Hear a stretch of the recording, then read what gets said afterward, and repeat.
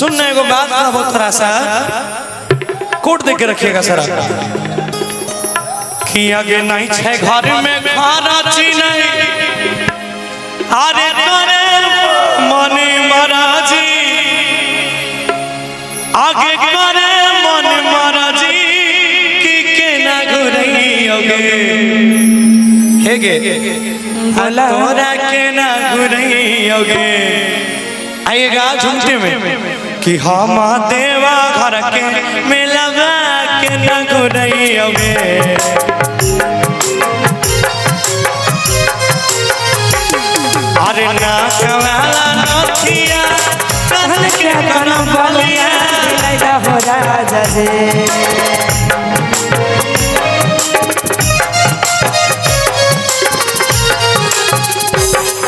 कवाला नथिया यार कन के कन बलिया दिलाइदा हो सैया जे एहो दिलाइदा हो राजा जे हमारा देवा घर के मेलावा घुराइदा हो राजा जे हमारा देवा घर के मेलावा घुराइदा हो सैया जे तोरा देवा घर के मेलावा के ना घुरई होगे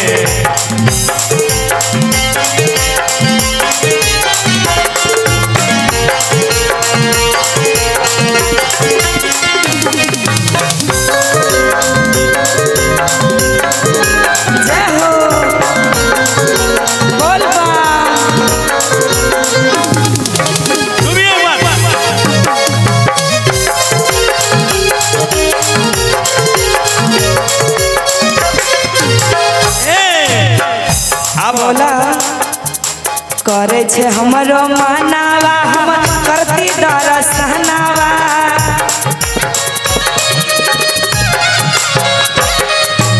अच्छा छे हमरो मानावा हम करती दरसनावा हम करती दरसनावा करैदा हो राजा जी एहो करैदा हो राजा जी क्या बड़ा भोला जी के दर्शन करैदा हो राजा जी हमारा भोले बाबा के दर्शन करैदा हो सैया एक मिनट भैया इधर माताएं बम थी झूमने वाली जी जी हम बीच में जाना चाहेंगे थोड़ा हमको जगह दीजिए आइए हाँ आप लोग हमारी पार्टी में हो गए क्या बात के करे छे हमरो मानवा हम आरे करती दर्शनवा के करती दर्शनवा करैदा हो राजा जी एहो करैदा हो सैया जी कि हमारा भोला जी के दर्शन करैदा हो राजा जी हमारा भोले बाबा के दर्शन करैदा हो राजा जी अरे लाख बड़ी भीड़ अरे लाख बड़ी भीड़ भोला बाबा के बोल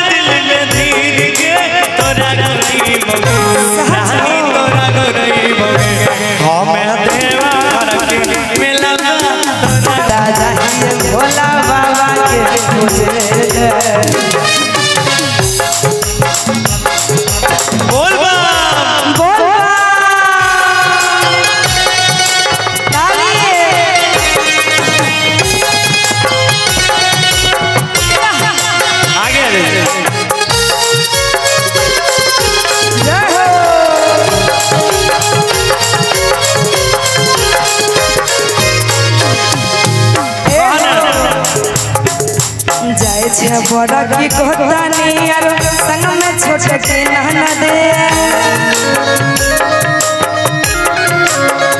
छे बड़ा की कोतानी यार संग में छोटे की ननद यार संग में छोटे की ननद धरैदा हो राजा एहो धरैदा हो सैया देवरा गौरव के संघवा धरैदा हो राजा जी देवरा गौरव के संघवा अरे धरे तनी धीरज सब कुछ खरीद के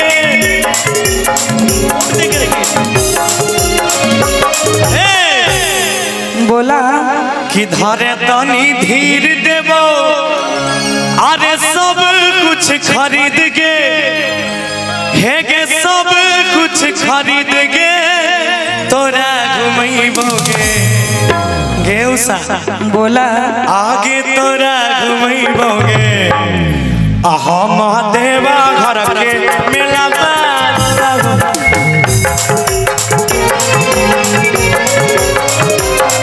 तोरा देवा घर के मेला हम घुमैबोगे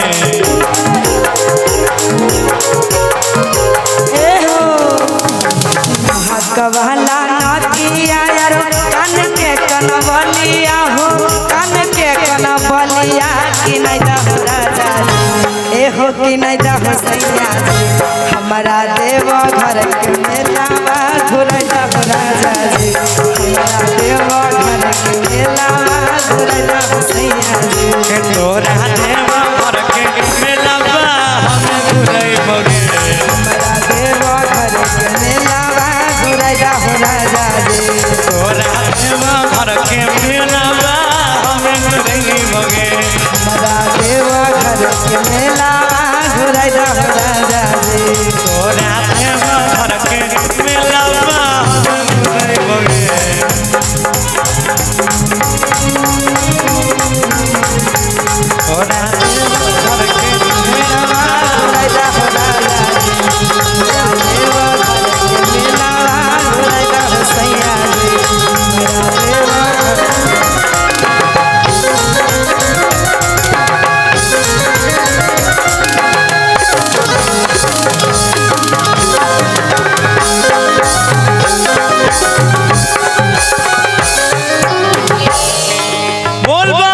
ये चंपावती नवयुवक संघ पूर्णिया इनके तरफ से 101 रुपए का पुरस्कार है।